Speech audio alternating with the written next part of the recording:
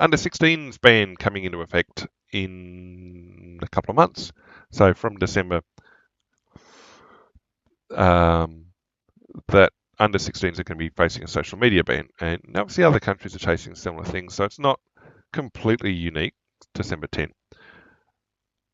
I wonder how that's going to be achieved. They want the ban to be as minimally invasive as possible, and that social media platforms will not have to verify the age of every user on the platform, which kind of goes a little bit contrary to the way the UK went. And obviously, this is targeting under 16s. Now, I get the point, reducing online harms, and it's when we looked at the video the other day, and I will upload it as a clip at some point, of the professor that was looking to reframe the left-right paradigm or the spectrum of political thought, and went down liberalism as being on the path to authoritarianism because it's seeking greater government involvement, it's seeking greater regulation, it's seeking greater direction by the government over the daily life of citizens. Yeah, sounds like authoritarianism. But the point being that this can only come from a liberalised government, that it's the government stepping in to enforce what, well, should it be parents handling it? Should it be the industry doing it?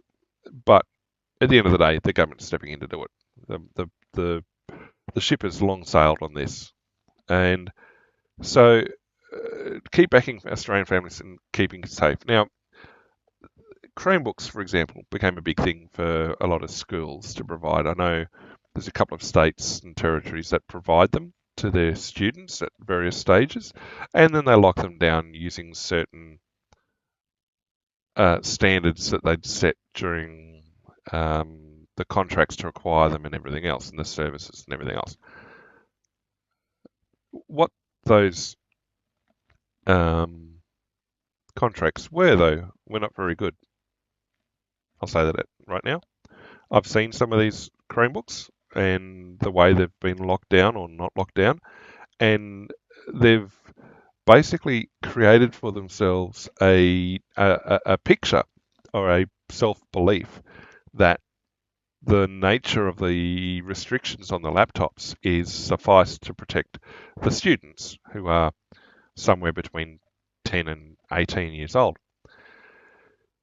In practical terms, though, there are a lot more restrictions that can and should be enforced, but because of the way the Chromebooks are configured, they get upset whenever they encounter something like a DNS filter or some other external filtering product, which is quite likely going to be if a family is looking after taking responsibility for the access of devices to their internet network inside their router, like downstream from the ISP, then you're probably going to be running a filtering solution or some sort of not so much a VPN, but maybe some sort of internet security product on your network.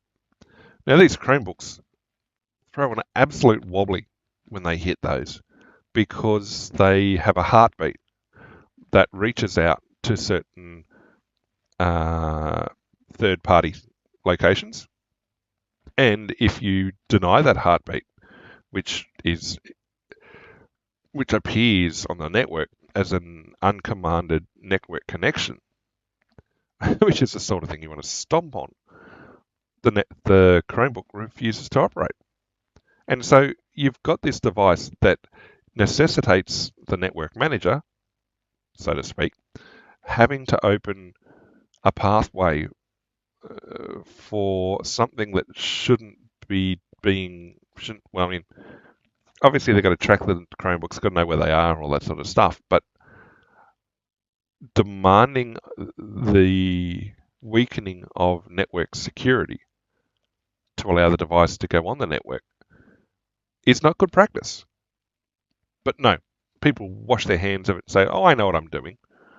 The contract said this. The vendor said it's all okay. Of course the vendors are going to say it's all okay because that gives them money. In practical terms, you're telling somebody to weaken their network security in order to allow the Chromebook to have its heartbeat.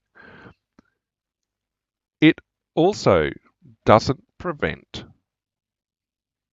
certain actions and activities being undertaken by the students. Quite often, the Chromebook will have a linked Google account, as a Google student account. I'm not 100% sure what they're called, but that then allows them to access certain range of Google products and services. And the Chromebooks will often have a camera attached. And so whilst it may be disabled most of the time, it doesn't stop the students from using it under specific operations. Now, you don't need a lot of imagination to understand what a group of 10 to 18-year-olds with it's monitored device are going to be able to find out what to do with them. And so there are means by which you can further restrict activity and things like that. But I've seen it lead to cases where there's inappropriate behavior, inappropriate imagery, inappropriate almost extortion going on because, well, they're teenagers, they're going to find ways around restrictions. But because people were restricted from managing the devices any further, from ensuring that the camera never is accessible, for example. And people are told, oh no, the vendor knows what they're doing. Well, there's a reason there's a lot of internet security products out there. It's because they don't work that well. Or they're overly sensitive in one direction or another. Which is why I think there's the people who know what they're talking about and who've been around the industry or been around information security for a while have been very, very nervous about what's coming down the pipeline for this because of, well, one, they know in practical terms how difficult it is going to be to enforce this. And two, they're concerned about the mechanism by which it's going to be enforced because any mechanism that comes close to being able to enforce it is going to be very, very dystopian and authoritarian. And it's one of those things of you don't give politicians access to things like this because it's going to be used in an authoritarian manner in a very short period of time. And it goes against the principles of how the internet gained popularity and widespread use in the first place. But then again, a lot of these people also still complain about the commercialization of the internet full stop, saying that the eternal September was when the internet died, really. But that shows their age, I guess. But I'm surprised Sarah Hanson-Young has this viewpoint. Okay. She's got some interesting viewpoints. We'll go with that. I'll be polite like that. But yes, it's going to be a debacle. We'll go with that.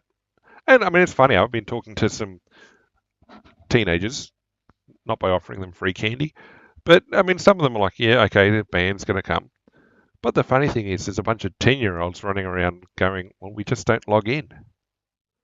We're going to be able to access everything we accessed before. And now we're going to be able to pretend that we're adults. And it's like, well, it's not a case of Gen Z versus Gen Alpha. It's the fact that 10-year-olds are running around with a better understanding of the ineffectuality that this is going to be. And the teenagers are like, yeah, whatever. If I can't use YouTube for resources, then I can't write my school assignments as well, and not my fault. And it's just like, and if we look at what else has happened globally with this, Nepal. Are we going to see a Nepal happen here? No, probably not. That would require people to get off their backsides. Never going to happen. But breaching of rules, yeah. I still think that if we had the ability to vote and have the ability to vote, if we had the ability to elect directly the e-safety commissioner or find another way, I don't think she'd be given the role. If there was more accountability like that, it's a position that wields way too much power to be an arbitrary appointment. Or it needs to be given to someone who's not had the work history she's got.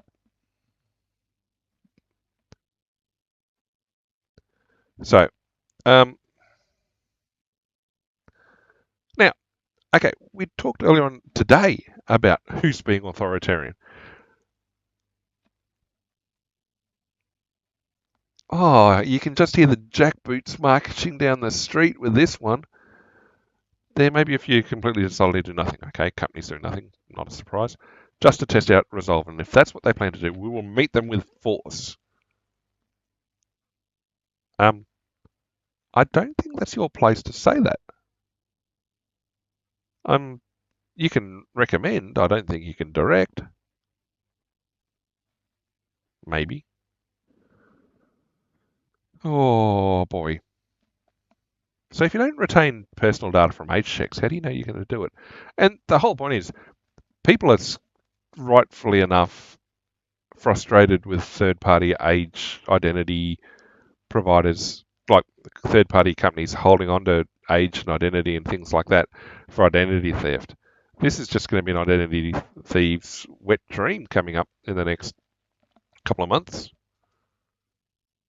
And anyone who's been on the internet for more than a week probably knows a dozen different ways to pretend that you're overage or underage. I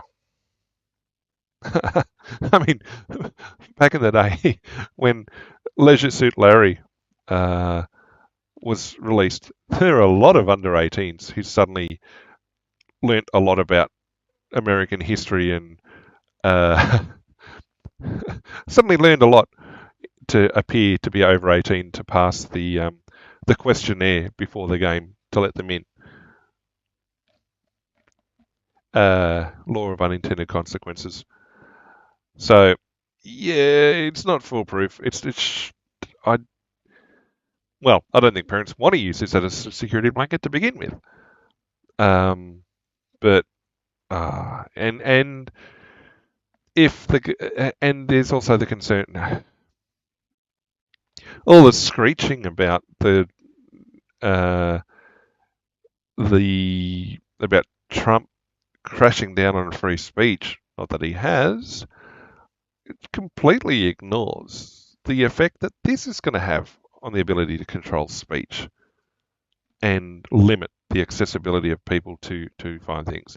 It's going to take, once you define something as being non-approved speech, you can hide it from people, and therefore we go back to the idea that you can quite easily suppress complete political viewpoints. Yeah. I don't think that is a good thing.